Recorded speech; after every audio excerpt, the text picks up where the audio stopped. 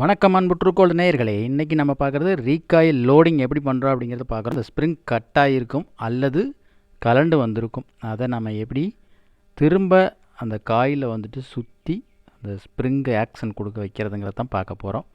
எந்த இடத்துல பொருத்தணுங்கிறதையும் நான் வந்து சுட்டி காட்டிக்கிறேன். அந்த இடத்துல பொருத்தி இது வரைக்கும் நம்ம சுற்ற வேண்டியதாக இருக்கும். நமக்கு சுற்றுறது ஆன்டி கிளாக் வைஸில் சுற்றணும் அப்படிங்கிறதையும் புரிஞ்சுக்குங்க. நல்லா உள்பக்கமாக இங்கே இந்த கொக்கியை மாட்டி விடணும். அந்த பிளேட் அதில் கொடுத்துருப்பாங்க. கழட்டி பார்க்கும்போது உங்களுக்கு தெளிவாக தெரியும். இதை ஒரு முறை தெளிவாக பார்த்துக்குங்க. இந்த இடத்துல அந்த கொக்கியை மாட்டி விட்டுட்டு நல்லா விரலில் அழுத்தி பிடிச்சிக்கிட்டு இப்படி சுற்றி வரணும். அந்த சுற்றி வர்றதுக்கு 4 பிளேட்டுகள் கேப்பிட்டு வெல்டிங் பண்ணி கொடுத்துருப்பாங்க. அதுக்கு உள்ளே வர மாதிரி நம்ம சுற்றிக்கிட்டு வரணும்.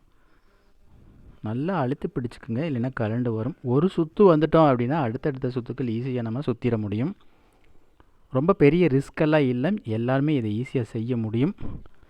இதுக்காக நீங்கள் எந்த ஒரு கவலையும் பட்டுக்க தேவையில்லை. கலண்டு வந்துருச்சு, இதை எப்படி போடுறது அப்படிங்கிறத ஒரு கவலையாக ஒரு பெரும் பாரமாக நினைக்காம ஈஸியாக நம்ம அதை சுற்றிடலாம். இப்போ அந்த பிளேட்டில் மாட்டி ஒவ்வொரு ரவுண்டும் உள்புறமாக வர மாதிரி சுற்றிக்கிட்டு வரணும். சென்டர் அந்த சாஃப்ட்டுக்கு கிட்ட போய் அது வந்து கடைசியாக எண்டு முடியும். அது வரைக்கும் நம்ம சுற்றி கொண்டு வந்துடலாம். இதுபோல் நீங்கள் எடுத்து அந்த கொக்கியை மாட்டி விட்டு விரலில் அழுத்தி பிடிச்சிக்கிட்டு ஒவ்வொரு ரவுண்டையும் ஒரு ரவுண்டுக்கு இன்னொரு ரவுண்டு உள்புறம் வரணும். இந்த ரிங் இருக்கு இல்லையா, அதே பொசிஷன் தான் டைட் பண்ணுறோம். அதானால் ஃபஸ்ட்டு வெளிப்புறத்துலேருந்து நம்ம சுற்றுறோம்.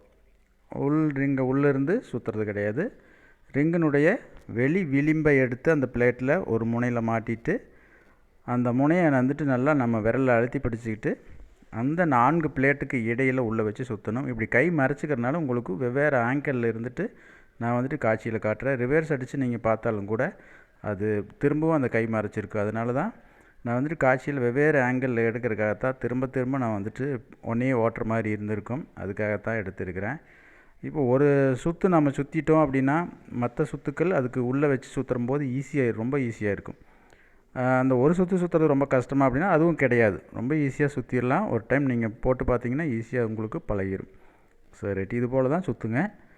இந்த ரீகாயில் டெம்பர் குறைஞ்சிருக்குமா அப்படிங்கிறதுல ஒன்றும் கிடையாது. கட்டாகாமல் இருந்ததுன்னா அதுவே போதும்.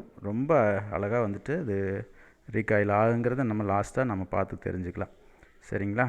இப்போ இது போல் சல்லுன்னு ஈஸியாக சுற்றிடலாம். இப்போ சுற்றி முடிச்சாச்சு. அந்த சென்டரில் அந்த கொக்கி இருக்கிறத நீங்கள் பார்க்குறீங்க. அடுத்ததாக அந்த பிளாஸ்டிக்கில் நம்ம வந்துட்டு இந்த ரோப் சுற்றி வச்சோம்ல, அதில் ஒரு காடி இருக்குது. அந்த காடி இந்த இடத்துல அந்த கொக்கி வளைச்சது கடைசியாக போய் நிற்கிதில்ல, அந்த இடத்துல லாக் ஆகணும். பொசிஷன் அதே மாதிரி வைக்கணும். அப்படிங்கிறதுல ஒரு அப்ராச்மெண்ட்டாக வச்சுட்டு நம்ம ஷேக் பண்ணி அந்த கொக்கியில் மாட்ட வச்சுக்க முடியும். ஒன்றும் பிரச்சனை கிடையாது. இது போல் ஷேக் பண்ணோம்னா அது அந்த இடத்துல உட்காந்துக்கும். ஒரு அப்ராச்மெண்ட்டாக அந்த நேர் வச்சுட்டு நம்ம வந்துட்டு ஒரு சுற்று கொண்டு வந்து கூட நம்ம உட்கார வைக்கலாம். ஒன்றும் பிரச்சனை கிடையாது. இப்போ செட் ஆகிடுச்சு, ரீகாயில் ஆகுங்கிறத நீங்கள் பார்க்கலாம். நம்ம சுற்றி விட்டோம்னா ரிவர்ஸ் அடிக்குது பார்த்தீங்களா, அதுதான். இப்போ ரோப் எடுத்த எப்படி போடுறோம் அப்படிங்கிறது முதல்லையே ஒரு வீடியோவில் தனி வீடியோ கொடுத்துருக்குறேன். அதை டிஸ்கிரிப்ஷனில் உங்களுக்கு அந்த லிங்க்கை உங்களுக்கு கொடுத்துடலாம். அதையும் நீங்கள் பார்த்துக்கலாம்.